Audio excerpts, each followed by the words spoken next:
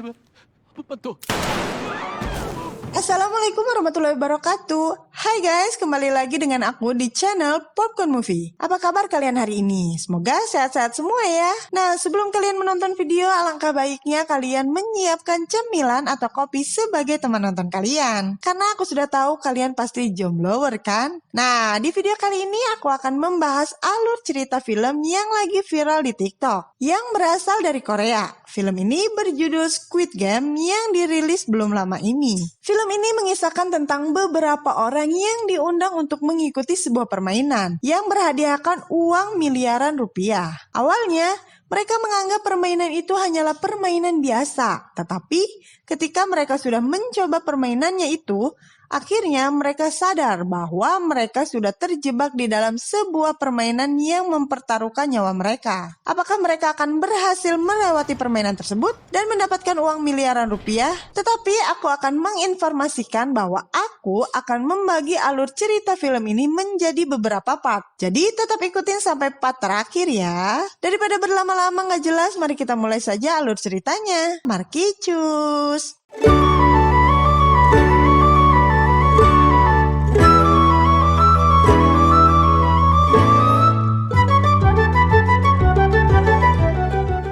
Film diawali dengan memperlihatkan seorang lelaki yang berstatus duda yang sedang berbincang-bincang dengan ibunya. Lelaki itu bernama Gi-hun. Ia adalah seorang pengangguran yang selalu saja menjadi beban ibunya yang sudah renta. Karena hal itulah istrinya meninggalkan Gi-hun dan ia juga sudah memiliki anak perempuan. Tetapi hak asuhnya didapatkan oleh mantan istrinya. Di suatu hari yang bertepatan dengan hari ulang tahun putrinya, Gi-hun berencana akan memberikan kado kepada anaknya. Meskipun ia sedang bokeh-bokehnya. Ia mencoba mengambil kartu ATM sang ibu dan ia juga berencana untuk melipat gandakan uangnya dengan cara mengikuti sebuah perjudian.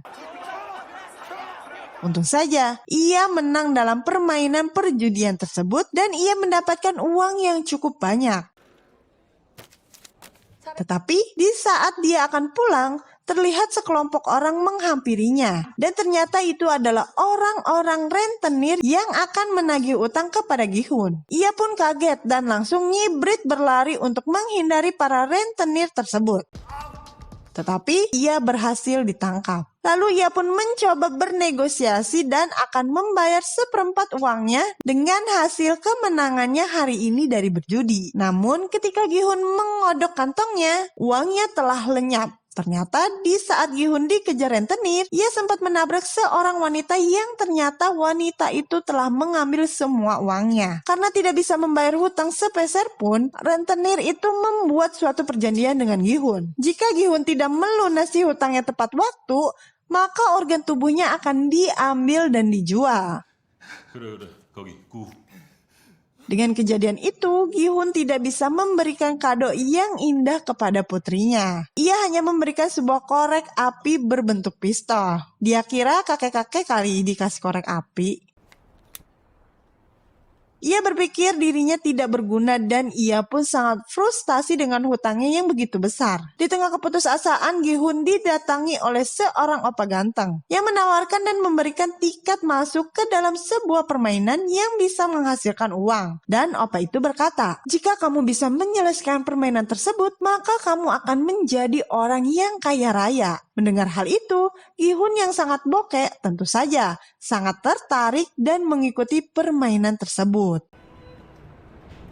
Singkat cerita, Gi-hun berserta orang-orang yang bernasib sama seperti dirinya dibawa oleh sebuah mobil dan mereka pun dibius untuk menjaga kerahasiaan di mana tempat permainan tersebut berada. Dan semua barang bawaan mereka termasuk gadget pun akan disita oleh panitia. Di sana terdapat 456 peserta yang dikumpulkan di sebuah mes yang lumayan besar. Dan permainan tersebut dikelola oleh seseorang yang misterius, yang memakai topeng hitam dan anak buahnya yang memakai baju serba pink. Di tempat tersebut, Gi-hun bertemu dengan peserta lainnya, yaitu seorang kakek tua yang bernama Ilnam, Sang-wo teman masa bocilnya, seorang TKA yaitu Ali, Daik-soo sebagai gangster, seorang emak-emak yang bernama Miryong, dan yang terakhir adalah Sabyok yang berasal dari negara Kim Jong-un atau Korut. Dan ternyata Sabyok adalah gadis yang pernah mencuri uang Gi-hun. Dan ketika Gi-hun melihatnya, ia pun menjadi sangat emosi.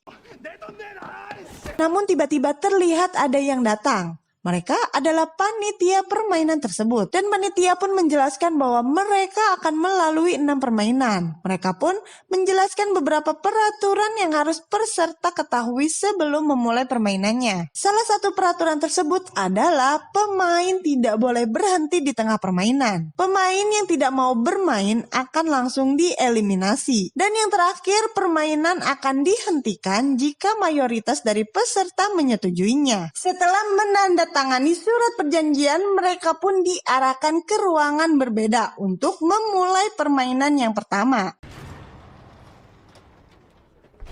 Permainan di level 1 ini, mereka akan memainkan permainan lampu merah, lampu hijau. Terdapat seonggok robot raksasa di ujung lapangan yang bertugas sebagai penjaga. Di saat sang robot berkata lampu hijau, para peserta diharuskan untuk bergerak secepat mungkin untuk mencapai garis finish sebelum waktu habis. Namun, ketika robot itu berbalik dan berkata lampu merah, maka para peserta tidak boleh bergerak sama sekali. Dan jika ketahuan oleh robot ada yang bergerak, maka mereka akan dieliminasi. Dan masuk dieliminasi di sini, peserta akan ditembak mati dan tidak bisa kembali selamanya. Para peserta pun panik. Mereka pun berhamburan berlari paburincai. Mereka mencoba kembali ke pintu masuk, tetapi sayang, usaha mereka tidak berhasil. Tidak sedikit dari peserta tewas ditembak oleh senapan mesin yang telah disetting oleh pengelola permainan tersebut. Beberapa pemain yang masih tersisa terpaksa harus terus melanjutkan permainannya, meskipun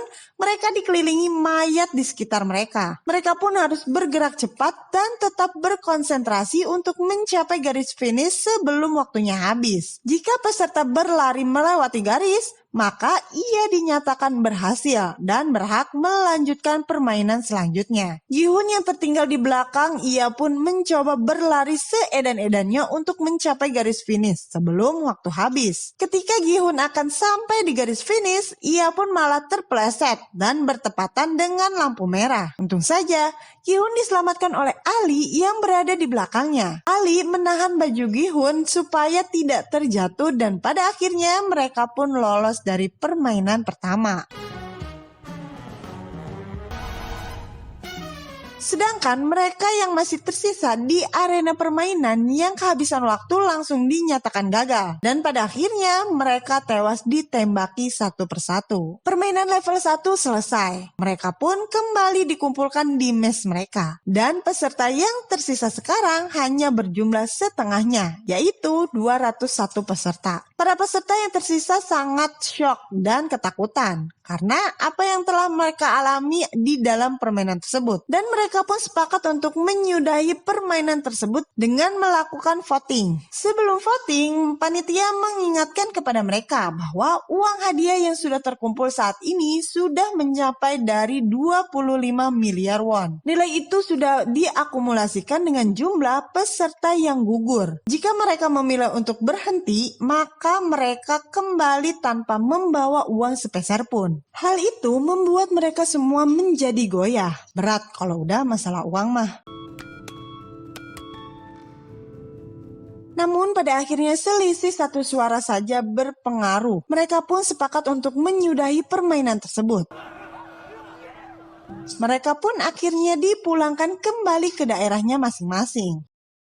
Di keesokan harinya, Gi-hun pergi ke Kapolsek terdekat untuk melaporkan sindikat permainan yang sangat kejam yang baru saja dialaminya. Ia menceritakan semua kejadian kepada Pak Kapolsek, tapi polisi yang mendengarkan ceritanya hanya bisa bengong dan tertawa. Kemudian, Gi-hun pun memberikan tiket kepada Pak Kapolsek dan di tiket tersebut ada sebuah nomor telepon yang bisa dihubungi. Dan ketika polisi menelpon nomor tersebut, yang menjawab telepon tersebut hanya seorang perempuan perempuan biasa. Akhirnya polisi mengusir Gi-hun karena dianggap membuat laporan palsu. Tak lama kemudian terlihat seorang polisi bernama Junho yang baru saja datang. Di saat ia melihat tiket yang tersimpan di meja kepala Kapolsek, ia pun sangat tertarik dan meminta identitas yang membawa tiket tersebut yang tidak lain adalah Gi-hun. Sepertinya Junho mengetahui sesuatu yang janggal dari permainan tersebut. Dan tak disangka ia juga menemukan tiket yang sama persis dengan tiket yang dibawa Gi-hun. Dan tiket tersebut adalah milik kakaknya yang sudah lama menghilang. Junho pun curiga bahwa kakaknya berada di tempat permainan tersebut. Di tempat lain, Gi-hun pulang ke rumahnya dan merasa kebingungan setelah ia tidak menemukan ibunya di rumah. Ternyata ibunya Gi-hun telah dibawa ke rumah sakit oleh tetangganya dan ibunya dirawat di rumah sakit karena menderita penyakit diabetes akut atau penyakit gula. Ya, karena terlalu banyak minum kopi mungkin. Dan dokter pun menyarankan agar ibunya segera dioperasi. Namun sang ibu memilih untuk kabur dari rumah sakit tersebut. Ia tidak sanggup membayar biaya pengobatan di rumah sakit. Hal itu membuat Gi-hun sedih dan kecewa kepada dirinya sendiri.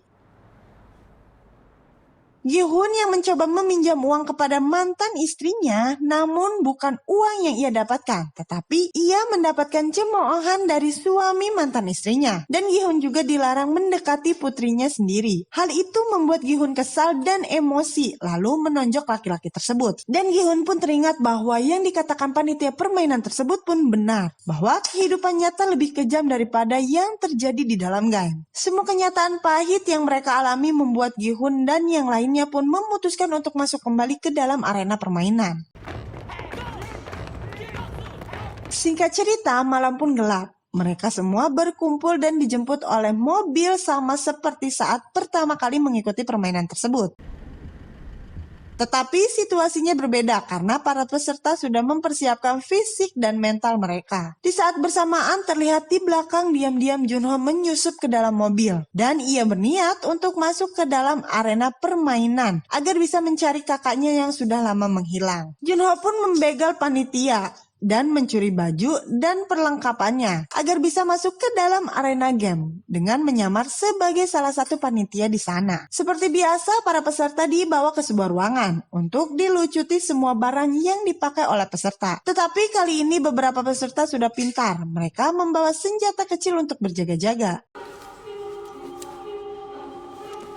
Yang awalnya 200 peserta, kali ini hanya 187 orang yang mengikuti permainan ini. Dan hadiah yang ditawarkan semakin besar, yaitu 26 miliar 900 juta won. Di waktu yang sama, Junho pelangap-pelongo. Dia bingung mau ngapain. Akhirnya, ia mengikuti apa yang dilakukan panitia lain. Malam pun kembali poek. Sae-byok mencoba untuk menyusup ke dalam ventilasi dengan dibantu oleh Miryong. Ia pun berhasil masuk ke dalam ventilasi toilet untuk melihat apa yang terjadi di ruangan yang lainnya. Dan Sae-byok melihat para panitia sedang membuat adonan gula berskala besar. Namun ia tidak tahu untuk apa adonan sebanyak itu. Di keesokan harinya para peserta pun bersiap dan dikumpulkan kembali untuk menjalani permainan yang kedua. Di tengah perjalanan, Sang-woo pun bertanya kepada Sae-byok apa yang telah ia lihat kemarin malam. Sae-byok pun memberitahu bahwa para panitia membuat adonan gulali. Setelah mendengar hal itu, Sang-woo pun teringat akan permainan masa bocilnya, di mana terdapat lelehan gula yang dibentuk atau dicetak dengan karakter yang berbeda-beda. Tugas mereka adalah mengikis gula tersebut agar menjadi karakter utuh sesuai dengan karakternya masing-masing. Akan tetapi, Sae-byok yang berasal dari Korea akan kesulitan memainkan permainan ini. Karena sudah mengetahui permainan tersebut, Sang-woo mengambil karakter segitiga karena merupakan karakter paling mudah untuk dimainkan. Tetapi Sang-woo tidak memberitahu teman-temannya tentang hal itu. Ia membiarkan teman-temannya memilih karakter yang sulit untuk dimainkan. Gi-hun pun mengambil kue yang berbentuk payung, dan kakek Ilna mengambil bentuk bintang. Dan panitia memberikan waktu 10